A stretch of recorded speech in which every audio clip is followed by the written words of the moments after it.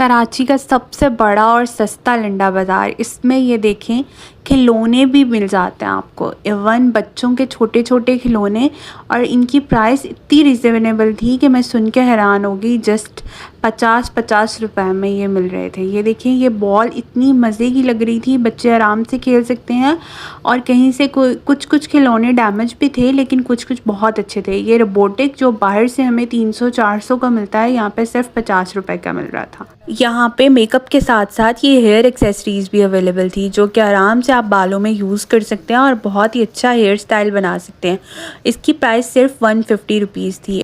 और बच्चों के लिए ये पजल्स भी अवेलेबल थी यहाँ पे, और भी बहुत से खिलौने, फीडर्स और बॉल्स अवेलेबल थी। ये डायनासोर भी एक बहुत अच्छा लग रहा था। ये एक बुक सी नज़र आई थी मुझे, छोटे बच्चों के लिए, ख़राब भी नहीं होती और वो इजीली लर्न भी कर लेते हैं इससे। फिर मुझे यहाँ पे ये बॉल टाइप चीज़ नज़र आई, जो कि ये देखिए स्ट्रेचेबल भी थी और बहुत अच्छी लग रही थी मुझे तो ये।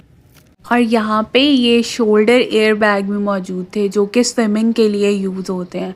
और ये मेरे हस्बैंड इसे बहुत ही डिटेल से पढ़ रहे थे, जैसे इन्होंने यूज़ करना हो। फिर मैं एक और स्टॉल पे चली गई, जहाँ पे और बहुत से खिलौने अवेलेबल थे। ये बॉलिंग्स भी अवेलेबल थी और बहुत से छोटे छोटे खिलौने थे। और एक ये बॉक्स पड़ा हुआ था, उसमें ये बहुत ही अच्छे हेयर वाले खिलौने पड़े थे। बहुत सारे ये अवेलेबल थे बच्चों के लिए, बच्चों की गुड़िया के लिए। उनकी एक्सेसरीज़ जो होती हैं, जो मार्केट से बहुत ही एक्सपेंसिव मिलती हैं, लेकिन यहाँ से आपको सिर्फ 30 रुपीज़ में मिल रही थी। ये जूता भी बहुत अच्छा था, ये भी 30 रुपीज़ में। इस बॉक्स में जो भी कुछ था, सब कुछ 30 रुपीज़ में मिल रहा था।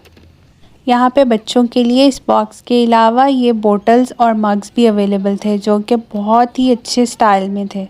और इनकी प्राइस सिर्फ 100 रुपीज़ थी। मुझे तो भाई ये बहुत ही रीज़नेबल मार्केट लगी है, आप लोग ज़रूर विज़िट करें।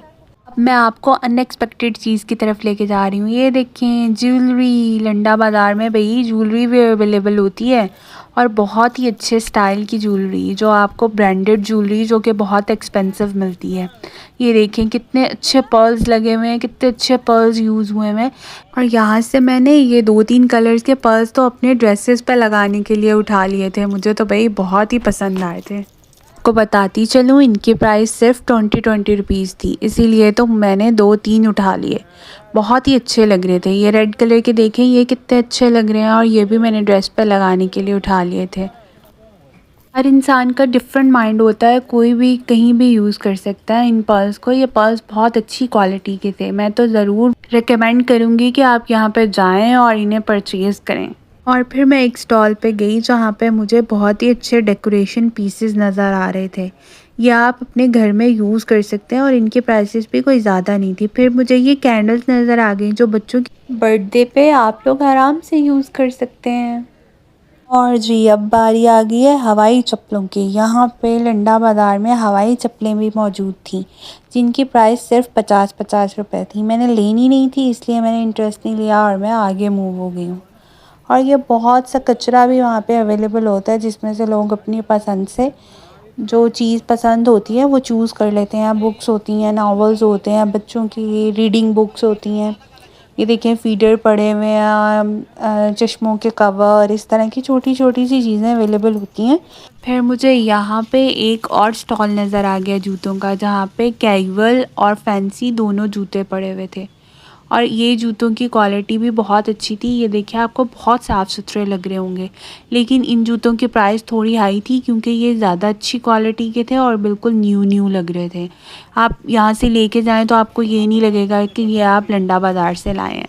इनकी प्राइस थी 400-500, इस रेंज में वो दे रहा था। कम से कम भी आपको 400-300 का तो वो दे ही देता। मुझे ये ब्लू वाला शूज़ बहुत अच्छा लगा था, और भी यहाँ पे बहुत सारे शूज़ थे जो कि मुझे अच्छे लगे, और 1-2 शूज़ मैंने यहाँ से परचेज़ भी कर लिए थे 400 में। वैसे कपड़े तो आपको बहुत से लोगों ने लंडा बाज़ार में दिखाए होंगे। मैं यहाँ से गुजर रही थी तो सोचा चलो आपको दिखाती चलूँ। ये ट्राउज़र्स थे, जो कि वो 50 रुपीज़ में दे रहा था। कुछ बीच में बहुत अच्छे थे, कुछ बीच में से रफ़ भी थे। आपको अपने साइज़ के अकॉर्डिंग जो है वो चूज़ करना होता है। मैंने बहुत कोशिश की कि मैं चूज़ कर लूँ, लेकिन मुझे कोई अच्छा नहीं लगा, फिर मैंने छोड़ के आ गई। लेकिन बीच में कुछ अच्छे पीसेस भी थे और कुछ नॉर्मल थे।